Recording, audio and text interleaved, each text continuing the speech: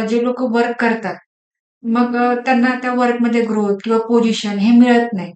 त्यांचे एक्स्पेक्टेशन तर खूप असतात, पण ॲज पर एक्स्पेक्टेशन खूप लोकांना मिळत नाही. मग ह्याला कितपत हे वास्तुशास्त्र किंवा हे ज्योतिषशास्त्र कितपत त्याच्यामध्ये कारणीभूत ठरतं? तर हे 9 प्लॅनेट्स जे आहे, ते बॅलन्स आहेत का आपल्या चार्टमध्ये?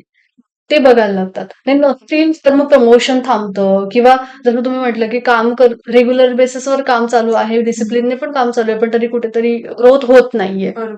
मग ती ग्रोथ आहे का? तर त्याच्यासाठी तुम्हाला प्लॅनेटरी पोझिशन बघणं फार गरजेचं आहे. आणि त्याच्यावर काही रेमेडीज पण करायला लागतात. कोणत्याही गोष्टीसाठी टार्गेटेड म्हणा किंवा कोणताही तुमचा बिझनेस म्हणा, हं, तुम्हाला रेमेडीज करणं फार गरजेचं आहे. रेमेडी केल्यानंतर खूप रेमेडी नाही करायची. एखादी कोणती तरी रेमेडी करायची. त्या ग्रहशांती म्हणा किंवा कुठल्यातरी ग्रहावर रेमेडी करायची.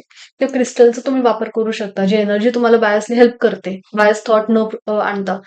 तर तसं एनर्जीच्या हेल्पने किंवा ग्रहस्थितीच्या हेल्पने तुम्हाला ग्रोथ द्यायला किंवा तिथून सुटका होण्यासाठी तुम्हाला हेल्प होते.